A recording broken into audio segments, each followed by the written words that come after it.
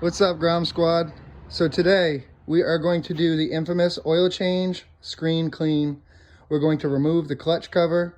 We're going to disassemble all that, clean it up nice and dandy. The old Grom here has got 2,700 miles. I have yet to clean the screen. Well past due. I've got a quart of oil here. It only takes 0.8 for the Grom. Do not put the whole quart in. Got a new gasket from Honda, just in case I ruin this one. So, yeah, always gotta have a backup so there's no downtime. We've got a 2019 Grom here. So, the oil recommendations we're doing on oil changes, they tell you to turn the bike on, let the oil warm up before you drain the oil. That way, everything comes out. Even though we're taking it apart, we're gonna tear it all down. I put the exhaust on temporarily there, just so it's not running with no exhaust on. But they tell you to warm up your bike so that all the oil comes out per Honda recommendations. Here, so I'm gonna warm up the bike. Honda recommendations. I warmed up the bike. Now, after warming up the bike, I plan to take the exhaust off. 12 millimeter, right here, each side. I got a glove because it's probably gonna be hot as hell. But I'm taking the exhaust off so when I pull the drain plug, it doesn't just get all over it. You know, I don't want to deal with a mess. So, yeah. All right, so I got the exhaust unbolted. Just like that. And then, just set it off to the side here. Yeah, it's probably a little warm, but whatever. So the exhaust is off. So when I go to do the clutch cover here, everything's wide open. I've already taken the rear sets off. Those are getting painted. Everything's pretty well exposed. So I shouldn't have any issues with that. And then the next thing you'll want to do is you'll want to unhook up here. Just disconnect this so that when you take the clutch cover off, there's no issues there. The next thing I'm going to do is pull this oil pan over here, and I'm going to drain the oil out of this bad boy. So I'll be right back with you. Everything's good to go. I'm going to pull the drain plug now. I like to hold my hand tilted up because it's just going to pee right out. This drain plug's pretty long. Boom. And that's the drain plug out. Set that down. Just set it over there. Try to get most of the oil in this. And now we let it drain. I haven't changed my oil in way too long, honestly. I changed it at 1,000 miles, and now I'm at 2,700 miles. So I definitely should have changed it sooner. Well, I had to adjust the angle a little bit. I had the Grom tilted too far that way, and now I got it more level. That way all the oil could come out. On the clutch cover removal. So I took a pair of pliers to put on here to turn this because I found that it was a little hard to use your fingers. Then I had a pair of needle nose pliers to disconnect it at the end there. Now I'll just take these off. Don't stave it up too bad. And I'll do bolt to bolt. It is a 8 millimeter. Go all the way around the case nice and evenly. If you, oh, sorry, I got the hiccups. If you don't go evenly, your gasket could come off all messed up, and we don't want that. It'll make this process so much quicker. Careful you don't lose your bolts in the oil. You don't have to dig for them. Yeah, basically, I start at the top and then work at the bottom. You can do it any way you want. It really doesn't matter. It's just my own personal preference. I like to start at the top, work my way down to the bottom. You can do it any way you want. Once you get all the bolts out, I just take a flathead screwdriver, kind of tap the back like that. Kind of tap it all the way around. There we go. Just kind of work it a little bit. Yeah, see, I screwed up the gasket. I had a feeling that was going to happen. That's my own fault. Luckily, I have another one here. Just make sure we get all that oil out. So what I'll do is, I'll just set this off to the side right now. Just leave it just like that. I had a feeling I was going to ruin the gasket. It happens. I mean, even the Honda guys would mess it up. I mean, nobody gets it perfect. It really is one of those things where The slightest thing will tear the gasket. Literally the slightest thing. So now we got that off. I'm going to finish letting some of this oil drain out. Now we have the moment of truth. 2,700 miles on the Grom. Only changed my oil once. Stupidly. I should have changed it more, but I didn't. Let's see how dirty the screen is, shall we? See the white? The white is up. Ooh. Guess that's not horrible. See that white dot? You have to make sure that white dot is facing up. You have to, you have to, you have to. I really need to stress that.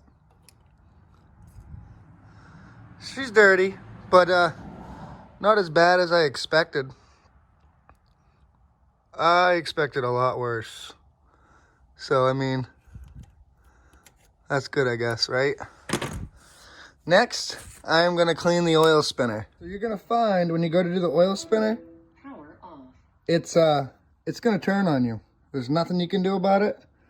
I like to just stick a screwdriver in there just to keep it from turning. I've already dropped a few things in the freaking oil, but I got them loose now, so it shouldn't be an issue. But you got these 3 10mm bolts here, see what I mean? So you're gonna spin on you. I've already got it loose, so I'm not really that worried about it. It's not gonna spin too much. You've got 3 10mm bolts.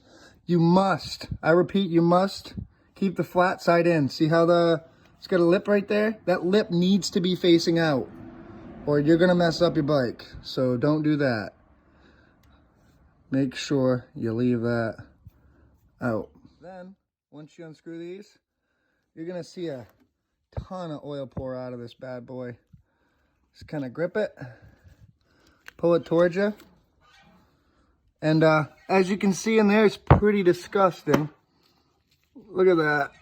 That's disgusting. Make sure you clean out in there good, because that's a lot of, that's like thick oil. That's sludge oil. Look at this.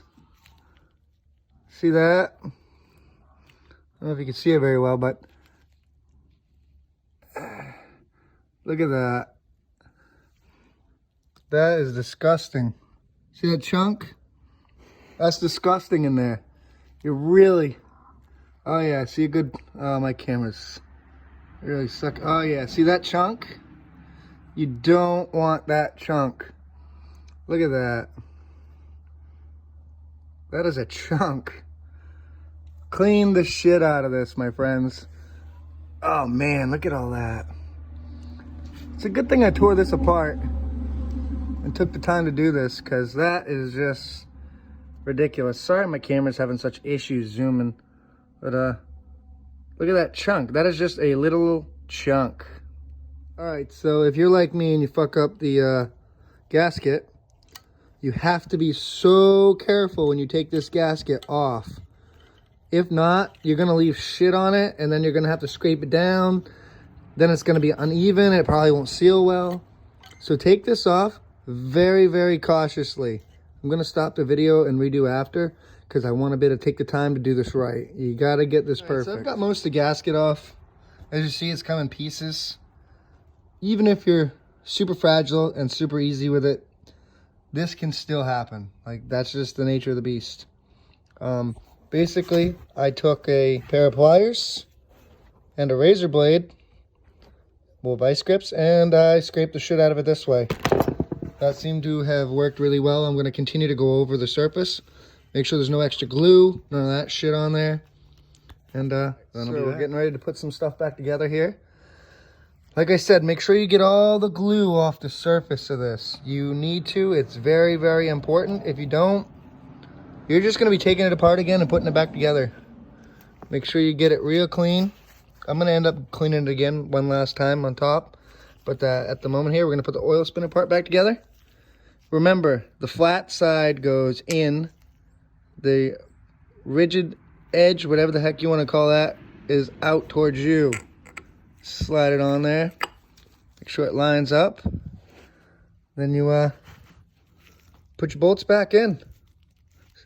So I put a wrench in here, because as you see, this will spin when you try to tighten this, but I just put a wrench in there to keep it from spinning. And I'm going to tighten it back up now. And tighten your bolts. Remember, these are 10 millimeters. Yeah, you got to keep that tight in there. Yeah, she does some funky shit for sure. All right, I'm gonna torque them down after, just to make sure. You don't want to go too tight. Too tight will fuck your shit up. You want to do them just right, hand tight. I've got a brand new gasket here from Honda.